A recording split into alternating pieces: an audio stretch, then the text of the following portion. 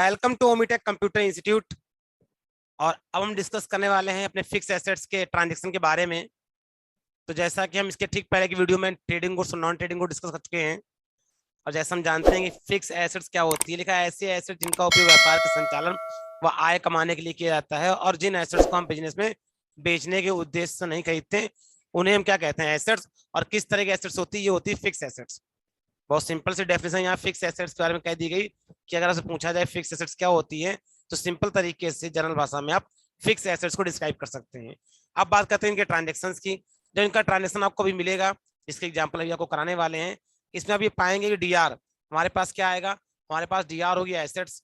जो भी एसेट्स होगी लाइक एज कंप्यूटर, फर्नीचर, जो भी हम बिजनेस के संचालन के लिए, अपने इंफ्रास्ट्रक्चर के लिए जो भी एसेट्स हम परचेज करके लाएंगे, उन सबको हम कहेंगे फिक्स एसेट्स।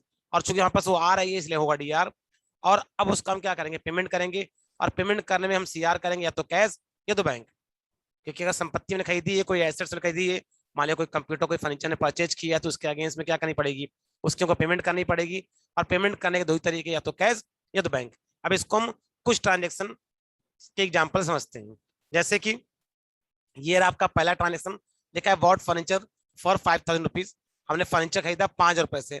यहाँ लिखा नहीं है कि बाई कैश है, लेकिन ध्यान रखिए अगर हमें ये ना बताया जाए कि मोड ऑफ पेमेंट क्या है, तो अकाउंट्स की लैंग्वेज में मोड ऑफ पेमेंट हम कैश को कंसीडर कर लेते हैं। मोड ऑफ पेमेंट क्या होगा, हम कैश को अंडरस्टूड उसको कंसीडर कर लेते हैं। अब यहाँ पे हमने फर्नीचर खरीदा है, तो हमारे पास क्या आएगा, फर्नीचर आएगा, और जाएगा क्या हमारे पास कैश, नॉर्मली जैसे हम जानते हैं। अब यहाँ पे लिखा है जब हम बिजनेस के संचालन के लिए, बिजनेस के संचालन में इस्तेमाल करने के लिए कोई एसेट्स परचेज करते हैं, तो बिजनेस में एसेट्स आती है, और उस एसेट्स का नाम क्या है, फर्नीचर। और कैश क्या हो जाता है, ये देखिए यहाँ पे कैश जा रहा है, क्योंकि पेमेंट हम कैश से कर रहे हैं। क्योंकि हम कैश से पेमेंट दे रहे हैं, इसलिए इस एंट्री को कहाँ करेंगे, पेमेंट वाउचर में। मतलब इसके साथ में बता दिया गया कि जब इस ट्रांजेक्शन को टैली पे पास करने जाओगे, तो सबसे सवाल होगा कि इसका वाउचर क्या होगा, किस वाउचर में ये एंट्री पास होगी। तो साफ साफ बता दिया गया, क्योंकि फर्नीचर खरीद के ला रहे हैं और इसके अगेंस्ट में इसका पेमेंट कर रहे हैं, मतलब कैश या बैंक से इसका पेमेंट कर रहे हैं, तो यहाँ पे जो एंट्री होगी ये कहाँ जाएगी, ये जाएगी पेमेंट वाउचर, जिसका शॉर्टकट की F5 होता है। एंट्री क्या बनेगी, वो सिंपल सी है, जैसा कि हम जानते हैं जो आता है उसे डीआर करते हैं। तो फर्नीचर को लिखा डीआर में, उसका अमाउंट 5000 रुपीज जो गया, मतलब कैश गया, तो सीआर में 5000 रुपीज।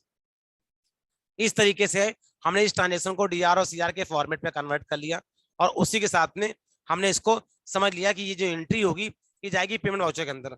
और एक कॉन्सेप्ट होता है कि फर्नीचर का लेजर होगा, जो फर्नीचर का लेजर होगा ये कहाँ पे जाएगा, तो फर्नीचर का जो बेटा लेजर होगा वो जाएगा फिक्स एसेट्स के अंदर। मतलब कि टैली में फिक्स एसेट्स नाम का एक बाय डिफॉल्ट ग्रुप बना बनाया होता है, जो कि इस तरह के लेजर्स के लिए इस्तेमाल किया जाता है। तो फर्नीचर का जो लेजर बनाएंगे वो जाएगा अंडर फिक्स एसेट्स के ग्रुप में, और जो ये एंट्री जाएगी जाएगी पेमेंट वाउचर के अंदर। और आगे बढ़ते हैं, एक दूसरा ट्रांजेक्शन और देखते हैं। अब यहाँ पे देखिए वॉट फैक्स मशीन, हमने क्या किया, फैक्स मशीन को परचेज किया है 2700 रुपए का, और उसमें साफ साफ लिखा है कि पेमेंट मेड बाय चेक। मतलब पेमेंट जो दिया गया है वो कैसे दिया गया है, चेक के जरिए दिया गया है। तो मतलब एसेट्स तो यहाँ पे परचेज हो रही है, तो हमारे पास क्या आएगी, आएगी तो फैक्स मशीन। लेकिन यहाँ पे जब पेमेंट देने की बारी आएगी, तो पैसा कहाँ से कटेगा, हमारे बैंक से। क्या जाएगा हमारे पास से, हमारे पास जाएगा बैंक बैलेंस, क्योंकि चेक दिया है, और चेक देने का मतलब है पैसा हमारे बैंक से कट जाएगा। तो हमारे पास से क्या जाएगा, बैंक बैलेंस जाएगा। यहाँ पे जो एंट्री है, क्योंकि हम यहाँ पे कहीं ना कहीं पेमेंट ही कर रहे हैं, बस ये कि मोड ऑफ पेमेंट चेंज हो गया है। पहले हम कैश में पेमेंट कर रहे थे, अब हम बाई बैंक पेमेंट कर रहे हैं। अब देखिए बैंक से पेमेंट करने मतलब चाहे चेक से करें, गूगल पे से करें, फोन पे से करें, ऑनलाइन ट्रांसफर करें, NEFT करें, RTGS करें, मतलब किसी भी तरीके, देखिए चेक देना, जीपे करना, फोन पे करना, पेटीएम करना, ये सब क्या है, सब मोड है, मोड में तरीके हैं। लेकिन ले दे के पैसा कहाँ से कम हो रहा है, आपके बैंक से। तो हम यहाँ पे क्या जाएगा हमारे पास से, बैंक बैलेंस जाएगा, मतलब कि बैंक अकाउंट जाएगा।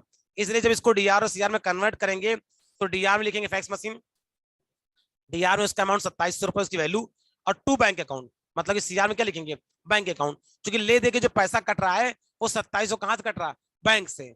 अब चाहे यहाँ पे बाई चेक लिखा हो, या बाई जीपे, बाई फोन पे, इस तरह का कोई भी नाम लिखा हो, जहां पे ये चीज क्लियर हो जाए कि जो पेमेंट कर रहे हैं वो पेमेंट किससे कर रहे हैं, वो पेमेंट हम बैंक के थ्रू कर रहे हैं। बस ये चीज को क्लियर हो जाए तो ध्यान रखिएगा, यहाँ पे सीआर में क्या आएगा, बैंक आएगा। यहाँ पर भी जो फैक्स मशीन का लेजर बनेगा, क्योंकि ये भी एक फिक्स एसेट्स है, तो ये कहाँ जाएगा, फिक्स एसेट्स ग्रुप में। तो हमें इस ट्रांजेक्शन को डीआर और सीआर में करना आ गया। लेजर कौन सा बनेगा ये मालूम चल गया, लेजर किस ग्रुप में जाएगा ये भी हमको कंफर्म हो गया, और ये एंट्री किस बाउचर में जाएगी ये भी हमको कंफर्म हो गया।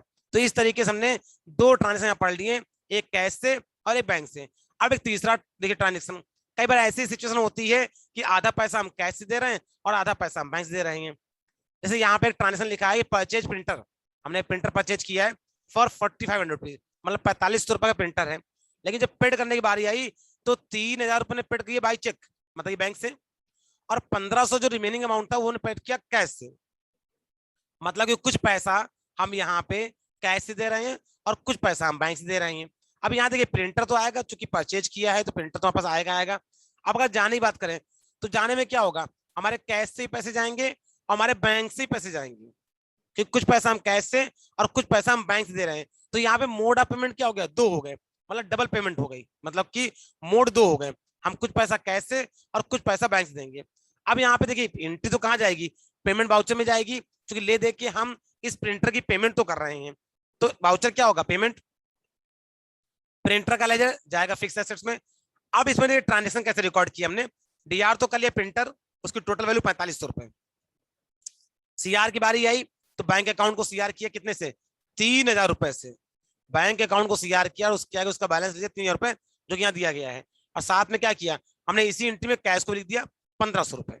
तो इस तरीके से 4500 रुपए का प्रिंटर बस आ गया, इसमें से 3000 रुपए ने क्या किए बैंक से दे दिए और हमने 1500 रुपए कैश दे दिए। तो इस तरीके से भी ट्रांजेक्शन हो सकता है, और इस ट्रांजेक्शन को कैसे डीआर और सीआर में कन्वर्ट करेंगे जिन्हें बता दिया, साथ में इसका लेजर कैसे बनेगा, लेजर किस ग्रुप में बनेगा और ये एंट्री किस बाउचर में जाएगी ये भी बता दिया। तो इसी के साथ में आपका अगर कोई फिक्स से परचेज करते हैं और उसमें कैश और बैंक पेमेंट करते हैं तो उसका ट्रांजेक्शन किस तरीके से रिकॉर्ड किया जाएगा, कौन कौन से लेजर बनेंगे और एंट्री किस बाउचर में जाएगी, ये सभी चीजें हमने इस वीडियो में डिस्कस कर ली। तो इस वीडियो में सिर्फ इतना ही।